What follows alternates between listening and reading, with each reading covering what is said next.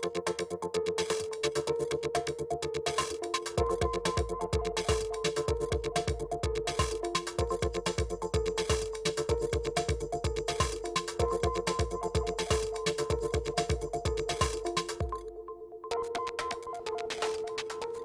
tal? Moi boas noites. El luns 12 de agosto, hai apenas unhas semanas, a Editorial Galaxia recibía o Premio Fernández Latorre, cunha razón, o compromiso inquebrantable da editorial coa cultura galega.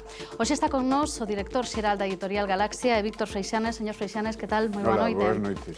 Bueno, compromiso inquebrantable da editorial coa cultura galega, a contribución, a recuperación e fomento da lingua e a cultura galega. Son algunhas das verbas que utiliza o xurado do Premio Fernández Latorre, que resumen un pouco que é o espírito de Galaxia. Antes de nada, noraboa para todo o equipo de Galaxia. Que significa este premio? Para nós é unha honra, porque o premio ten o prestixio todo desta casa e, por tanto, é unha honra que a Fundación Fernández Latorre agasalle a Editorial Galaxia con este premio, non?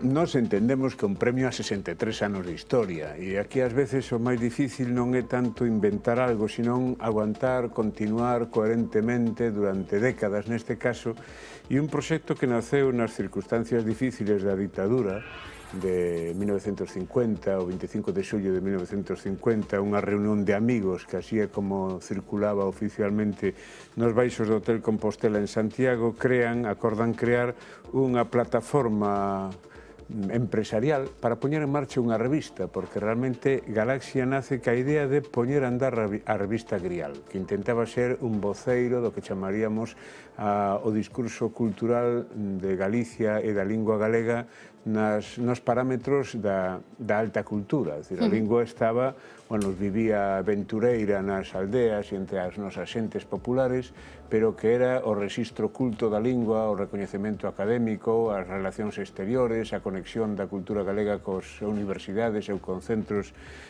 fora de Galicia, pois eso estaba absolutamente prohibido e entón aí nace Galaxia ca idea de Grial. O que pasa que os primeiros números de Grial son prohibidos pola administración franquista, pola censura, e a editorial empeza a editar Antífona da Cantiga, que é o primeiro libro que sai, de Ramón Cabanillas, en 1951, e logo, pouco a pouco, vai construindo un catálogo que hoxe son máis de casi alrededor de 1000 autores vivos, casi 3000 títulos en catálogo histórico, e onde eu creo, sinceramente, que está toda a cultura galega contemporánea e non contemporánea, porque en Galaxia se editan desde o Cancioneiro Medieval, Rodríguez Lapa publica en Galaxia as cantigas de Escarnio e Malicer, por exemplo, ata o que é os nosos clásicos históricos do Resurdimento ou os clásicos e autores e autoras contemporáneos, non?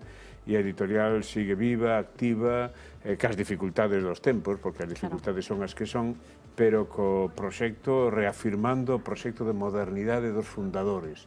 Aquel Otero Pedrallo, Francisco Fernández del Riego, Xaime Isla Couto, Ramón Piñeiro, que poñen a andar a editorial nace cunha vocación democrática, inequívoca, defensa da lingua e da cultura galega, proxección internacional europeísta, a fonda vocación europeísta, e procurando conectar cas novas xeracións, porque eles sabían que unha cultura ten sentido se ten un proxecto de futuro, se non é un museo, e a cultura galega non é un museo, evidentemente. Logo falamos de futuro, se lle parece, pero vostede falaba de algúns nomes propios daquel 25 de xullo de hai 63 anos, e nos queremos rescatar un pouquiño, buscar un pouquiño como foi aquel comezo, como foi o arranque da Editorial Galaxia hai 63 anos, e tratar de resumir tamén un pouco o espírito, o que é agora mesmo a editorial aquí en Galicia. Estes son os protagonistas do milagre, os que impulsaron a dignificación da lingua galega nun contexto opresor, no que o idioma estaba obrigado á clandestinidade e á emigración tras a Guerra Civil. Preservar dentro da terra toda a tradición cultural que se fora creando na época da República e da época anterior á República, que quedara tronzada pola Guerra Civil e que en parte se mantiña só no exterior, especialmente en Buenos Aires. Otero Pedrallo, Fernández del Riego, Ramón Piñeiro, Xaime Isla Couto, máis de 30 destacados intelectuais da época deron forma o 25 de xullo de 1950 a un proxecto de resistencia cultural e política. Galaxia é unha decisión política do Partido Galeguista, que buscan nese momento unha reconfiguración e unha solución á incapacidade para facer política nun momento no que o franquismo está absolutamente consolidado. Da súa man a produción de libros galegos daquela refuxiada no exilio volve a Galicia. Tamén impulsan Grial, hoxe unha das revistas de pensamento máis antigas de España, un labor editorial que durante anos foi unha guerra constante contra a represión. Galaxia vai ter que pelexar constantemente con permisos e vai ter ademais que facer un labor moi común naquela época de intermediación, moitas veces con persoas que están ben situadas no ámbito do franquismo. 63 anos despois, a editorial Galaxia segue loitando, aínda que os retos son outros, como manter o seu espazo en medio da explosión das novas tecnoloxías. Incorporarse ás plataformas novas e aos soportes novos, pero sin perder a súa condición de soporte tradicional. Se o medio é a mensaxe, que dicía McLuhan, pois tamén neste punto, algúns contidos deberán ser cambiados. Unha crise da palabra escrita que ten forzado moitos casos de fusións e concentracións editoriais. Por iso, o segundo desafío é manter a autonomía e a identidade. Digamos que a vontade de independencia é unha marca clave de todo o fenómeno Galaxia desde o seu nacemento hasta hoxe. É unha ferramenta fundamental para articular a cultura galega. Foi na segunda mitad do século XX e aí agora no século XXI. Berce da intelectualidade galega que hoxe segue mecendo con agarimo o noso patrimonio escrito. Independencia é unha das palabras, señor Freixanes, que máis se repiten. Como se mantén a independencia dunha editorial nun momento como este? Pois como calquera empresa de comunicación e cultura sostida sobre a sociedade. Unha empresa de comunicación como un xornal, como unha televisión como esta, realmente autónoma e independente si ten unha audiencia e ten un mercado, digámoslo en termos de comunicación, que a sostén. Eso que nos dá capacidade para ser libres de pensamento e de expresión e responder ás demandas e necesidades desa sociedade que é a que sostén a cultura. A cultura galega, toda a cultura non se sostén dende arriba, sino que se sostén dende abaixo.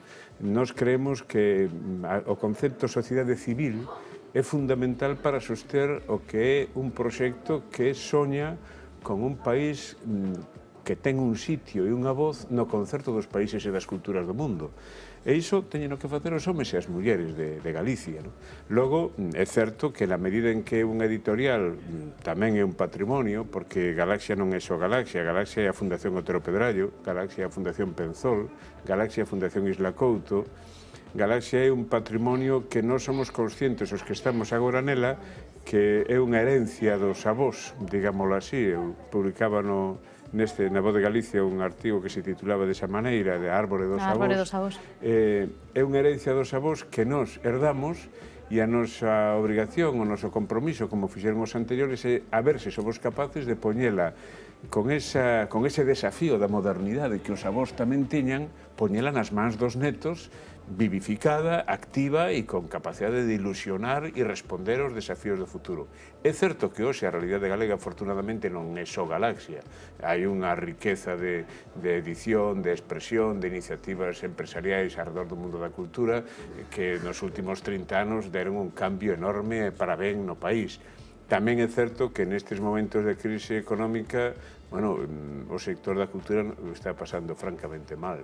Esta era a pregunta que me facía tamén e que quería facerlle. Se cando nace Galaxia, quizáis o principal problema é loitar contra o franquismo, convertirse nesa especie de facho cultural a pesar da censura e a loita contra a propia cultura en galego que facía o réxime, agora mesmo ese é precisamente o punto de loita, conseguir acabar con unha crise ou tratar de sobrevivir a unha crise que ataca directamente o mundo da cultura. Galaxia nace nun entorno de dictadura. Os nosos, tanto Ramón Villares como Lorenzo Fernández Prieto, explicaron moi ben o que é o proxecto estratégico daquela xente que a promove. A xente iba a cadea.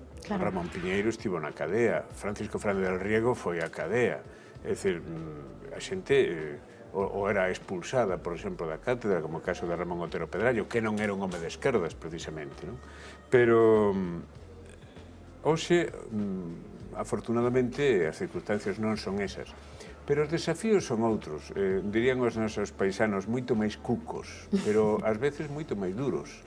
As novas tecnoloxías, a globalización, as concentracións financeiras e empresariais, os cambios xeracionais que ás veces, bueno, hai que saber conectar con unhas novas linguaxes e novos desafíos que unhas novas xeracións que se cadra non nacían, bueno, non foron formadas co estímulo e a información que nos tiñamos.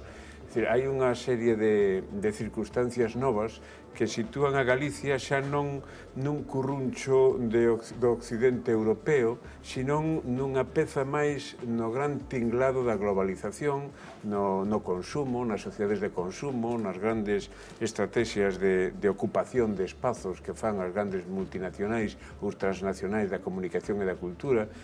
No ano 1950 a ninguén lle interesaba editar en galego aquí, ou se as empresas e as grandes compañías ou corporacións internacionais publican tamén en galego, porque en galego tamén é un nicho e todo o mundo está intentando colocarse no nicho. É unha proba do recoñecemento da lingua galega e da propia identidade de Galicia no mercado da cultura, porque outros veñen a nós. Pero nós tamén temos que estar no mundo, porque se non estamos no mundo desaparecemos.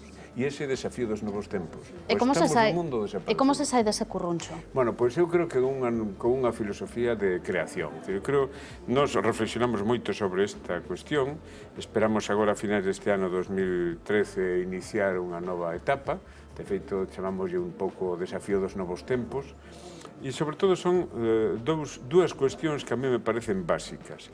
Unha, Galaxia ten que conseguir, mellor dito, a lingua e a cultura galega. Galaxia é unha peza máis, o que pasa que nós, na medida en que nos sentimos parte dese patrimonio, asumímolo con toda a ambición de ser capaces de darlle resposta a este novo tempo. Pero ser capaces de estar no mundo en todos os espacios onde a cultura se expresa. Nós temos que ser capaces de estar no espazo de América, por exemplo. Hai unha rede social dos galegos que hai que mobilizar e hai que interesar. Estou falando da Argentina, que é onde iniciaremos a andaina, tamén en Madrid, lóxicamente, en Portugal, en Brasil. Temos unha serie de proxectos. Na Argentina xa irá un libro que se vai titular Os galegos e a Argentina, con unha introdución de María Rosa Lojo, que é unha das grandes autoras, filla de galegos alí. No Brasil ímolo facer con Nélida Piñón. En Uruguai está xa comprometido, polo menos inicialmente falado con...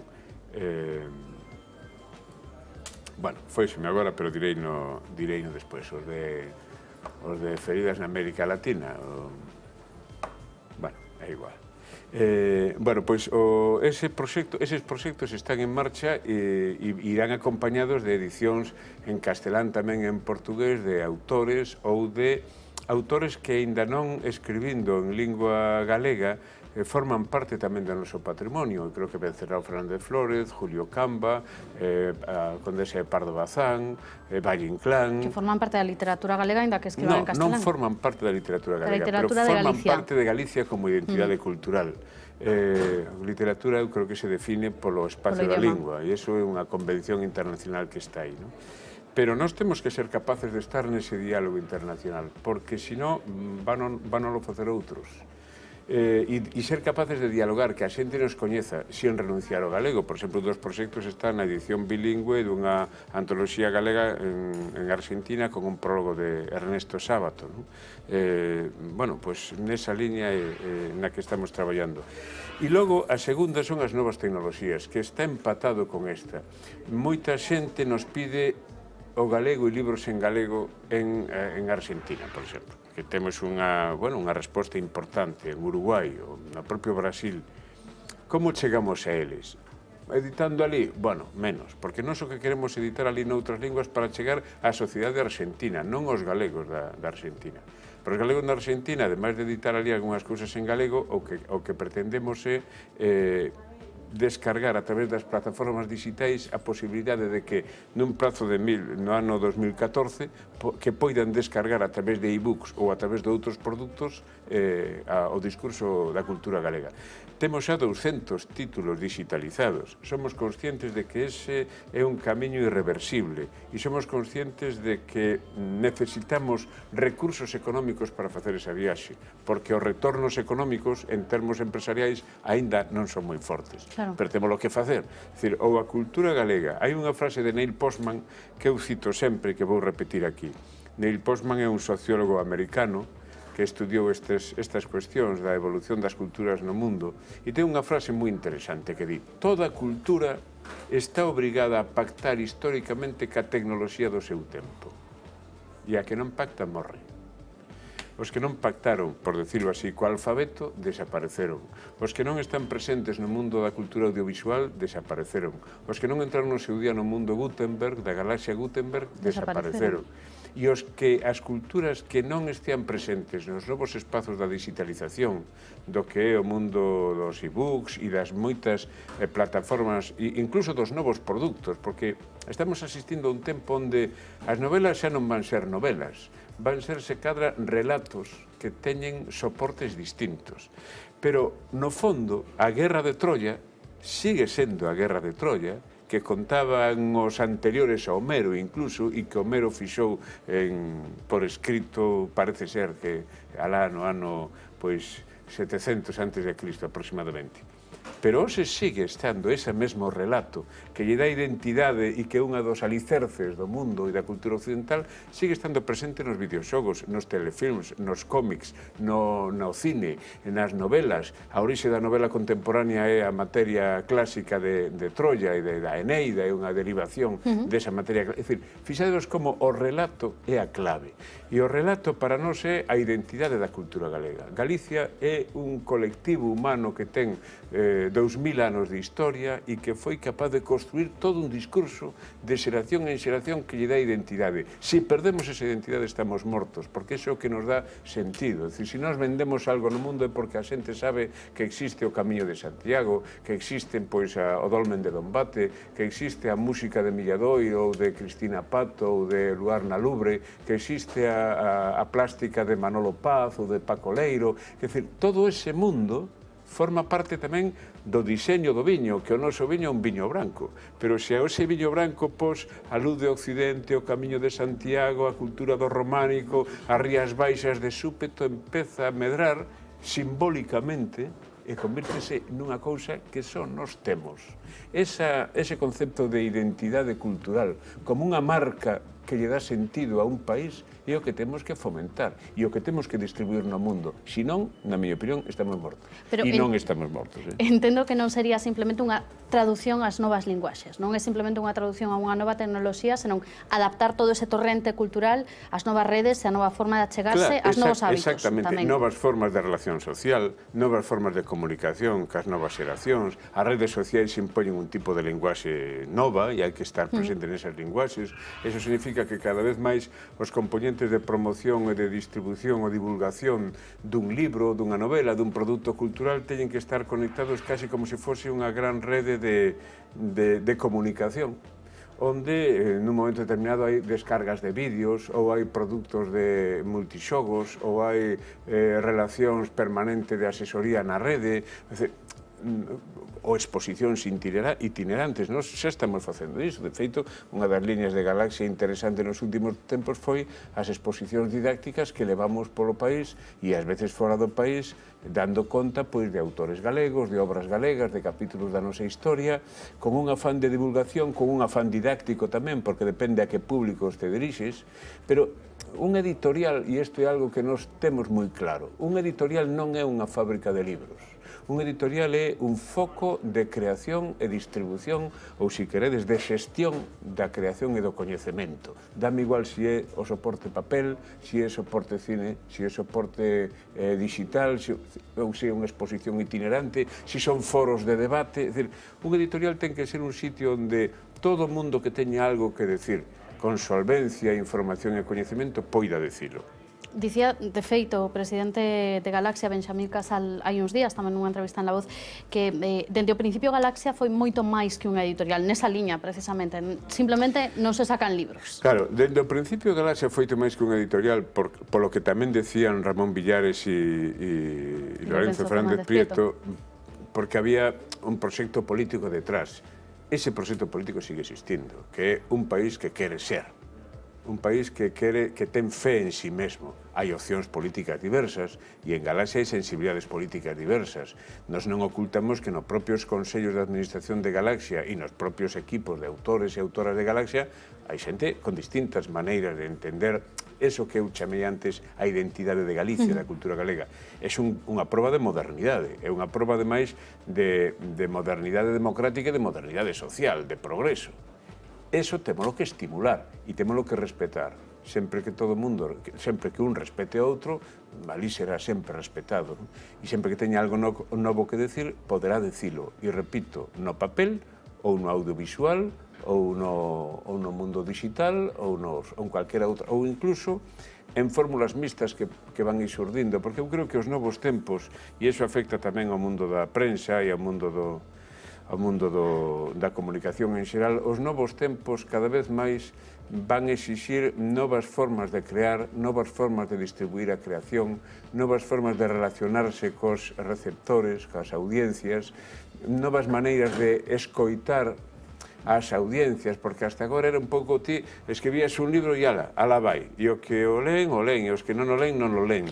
Agora cada vez máis, por exemplo, os autores escriben o libro, pero logo dialogan cas audiencias a través das redes sociais, entranse en debates, é dicir, hai unha riqueza e unha vitalidade na comunicación cultural que é unha proba da vitalidade dunha cultura. Unha das cousas, por exemplo, máis interesantes da cultura galega contemporánea é a súa vitalidade na rede, onde está máis vivo no espazo de comunicación, ou, se queredes, na tecnoloxía de comunicación, onde está máis viva a lingua galega é na rede.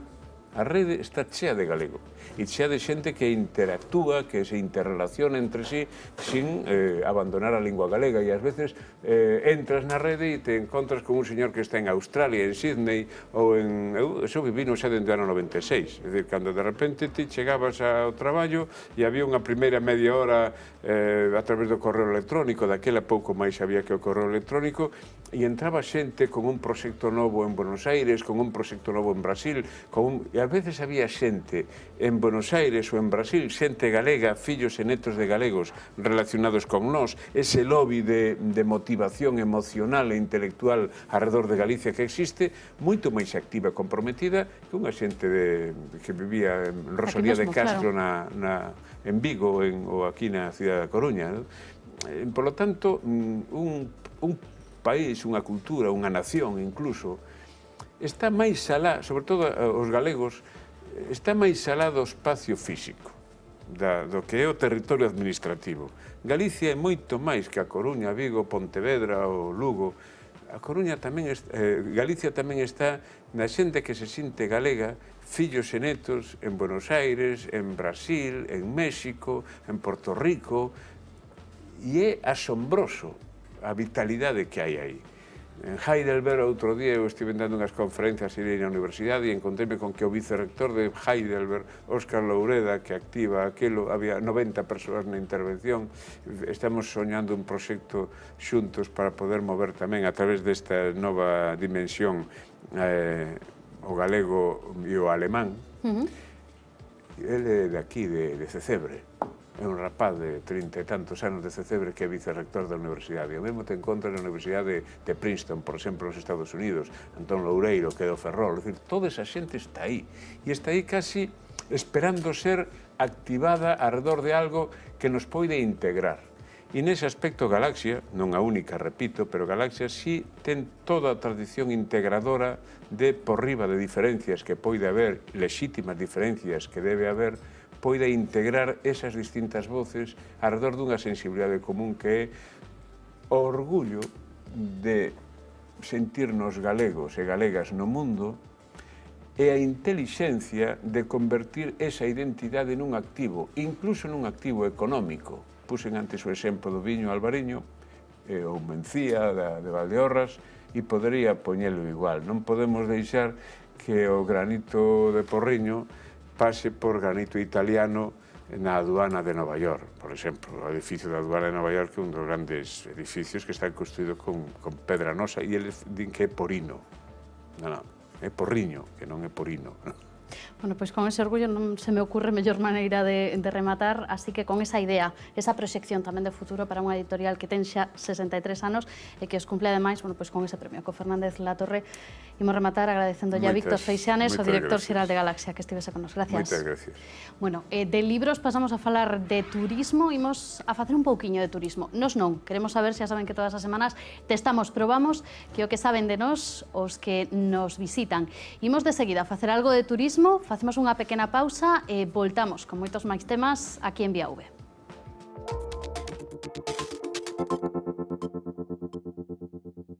De Murcia, Caravaca de la Cruz. En Puerto Rico. Santander. Cuidado, que es la primera vez que piso Galicia. De Lorca, Murcia. De Barcelona. De Argentina, de Tandil, provincia de Buenos Aires.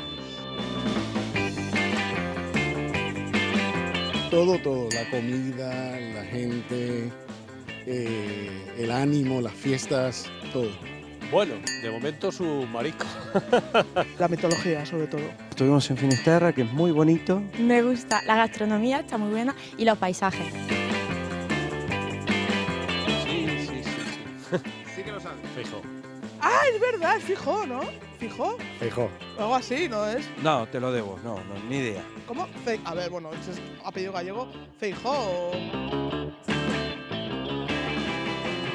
Vigo con 350.000 habitantes, más o menos. Yo diría Vigo, pero bueno. A Coruña, posiblemente. Vigo. Pues nosotros de Vigo a Coruña, supongo, estará. Vigo. A Coruña. Montó en Tío Vivo. El que fue de Vigo. Fue de Vigo. Fue de Vigo. ¿El que fue de Vigo? No fue de Vigo. Eso sí que lo sé. Un vino. El final. Ah, me acabo de beber. Porque es el vino favorito nuestro. No, es una comida. El vino. ¿El apóstol Franco? No, el apóstol y Franco son dos per se. El apóstol. No, Franco no. Vamos a ser el segundo. Dejemos al Fari quieto. El apóstol. El apóstol Santiago. Apóstol. El apóstol. Debe ser, el apóstol. Y el Fari no. El deportivo. El Depor. El Celta de Vigo. El deportivo. Soy muy futbolera. El Celta de Vigo. Ah, el Balaídos. Calla, pero es que como estamos en... Jolines. Yo se lo vengo a decir mucho. Y es como si decimos los cántabros. Joder. Como coño. Que cuando dices, coño, apártate de aquí. Carallo. Pues yo en principio lo atribuiría a órgano genital masculino. Puedo aplicar carallo. Carajo. Estoy pensando. Me lo reservo. Carallo, ¿pero qué haces? Algo así. Cuyons. Carajo, sí, ¿no? El mismo significado en Puerto Rico. Carajo. Carajo.